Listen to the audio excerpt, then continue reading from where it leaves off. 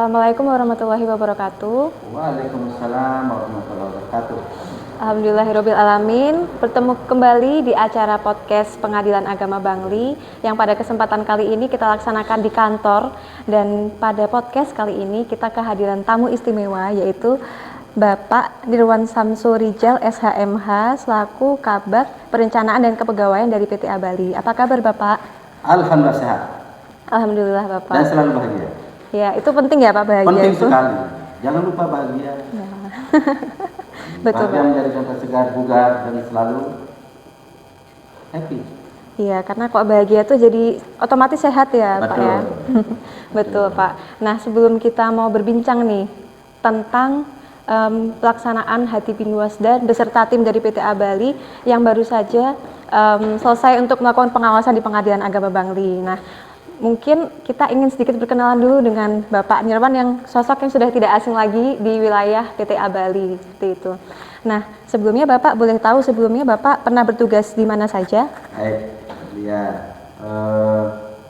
Jadi saya mulai bertugas di wilayah Bali ini 2011. Cukup lama saya di sini. Berkali-kali lah saya sudah di 2011 sampai 2018 saya di PA Denpasar. Setelah itu baru kemudian zaman Covid saya diperintahkan balik ke Mataram. Selesai Covid diperintah lagi balik ke PA Denpasar sekretaris. Setelah itu baru kemudian bergabung kita dengan PTA Bali. Perjalanan pembentukan pembangunan itu pembentukan PTA Bali ini bukanlah barang yang singkat. Itu perjalanan yang panjang, penuh dengan perjuangan, dan alhamdulillah tahun 2022 PTA Bali bisa berdiri. Alhamdulillah, mantap PTA Bali. Iya Bapak, jadi setelah proses yang panjang dan juga hasil dari perjuangan yang tidak singkat juga ya Betul. Bapak, sehingga PTA Bali bisa berdiri seperti Betul, itu. alhamdulillah. Nah baik Bapak, nah kan ini berkaitan dengan pengawasan yang baru saja dilaksanakan nih di Pengadilan Agama Bangli. Kami ingin tahu Pak, apakah first impression Bapak nih ketika datang di kantor Pengadilan Agama Bangli? Baik. Seperti yang saya sampaikan tadi, Pak Nadia. Jadi karena saya sudah lama di wilayah Bali ini, jadi bukan sekali saya datang ke PA Bangli. Dulu pernah saya datang ke sini. Sehingga kemudian saya ada ungkapan tentang PA Bangli. Saya ibaratkan begini. Kalau pergantian pimpinan atau menjadinya seseorang pimpinan di suatu tempat, misalkan seperti PA Bangli itu saya ibaratkan seperti sebuah perkawinan. Jadi kalau kemudian ada ketua yang datang, ketua yang pindah, itu seperti dia mengawini dan sebutlah bercerai dengan PA Bangli. PA Bangli ini sudah berkali-kali jadi janda. Ada yang sudah sekali-kali pergantian pimpinan.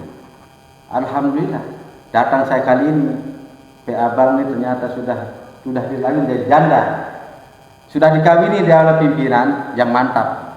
Dan alhamdulillah beberapa tahun yang lalu sudah mendapat WBK PA Bangli. Dan itu perkawinan yang dahsyat itu. Jadi kalau Nadia juga mau menikah, ya pilih-pilih besok. Iya, Biar kemudian menjadi perkawinan dan pernikahan yang dahsyat. Saya membahas itu. Perubahannya jauh sekali, jauh bagus sekali. Penataan ruangannya. Kalau dulu PA Bangli ini kan masih seperti lurus saja lorong. Tiba-tiba kemudian di tengah ada lorong sempit, di belakang. Sekarang penataannya sudah bagus. Jauh sekali perubahannya Mbak Nadia. Alhamdulillah PA Bangli terus berbenah.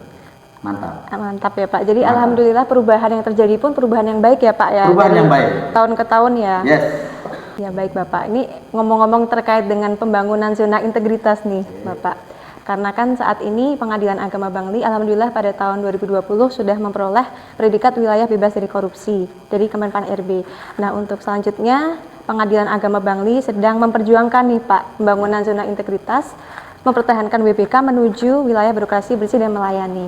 Nah, mungkin ada bekal dari Bapak atau saran masukan agar Pengadilan Agama Bangli itu bisa maksimal nih effortnya untuk bisa mencapai predikat WBBM tersebut. Ya. Saya kira gini, setiap selalu lebih berat bertahan itu, selalu lebih berat bertahan ketimbang memperjuangkan. Posisi kita sekarang adalah di samping bertahan dengan WBK kita, tetapi juga kita harus berjuang untuk WBBM. Maka kemudian satu nyawanya yang begini-gini gimana? Kekompakan, komitmen dan kebersamaan kita. Tentu sekali terutama internal daripada PA Bangli. Kami misalkan di PA Bangli itu mensupport teman-teman PA di wilayah PA Bangli pun mensupport, saling mensupport kita. Tetapi sekali lagi komitmen kebersamaan teman-teman di PA Bangli adalah modal dasar untuk kita. Dulu itu juga dasarnya, sehingga kemudian meraih WBK. Maka untuk bertahan pun harus tetap kompak sambil menonjok untuk berjuang meraih WBBM. Saya kira. Iya Pak, jadi mempertahankan WBK dan juga menuju WBBM itu membutuhkan komitmen bekerja sama ya Pak ya, kekompakan. Betul. Ya. Betul. Baik Bapak, terima kasih atas masukannya.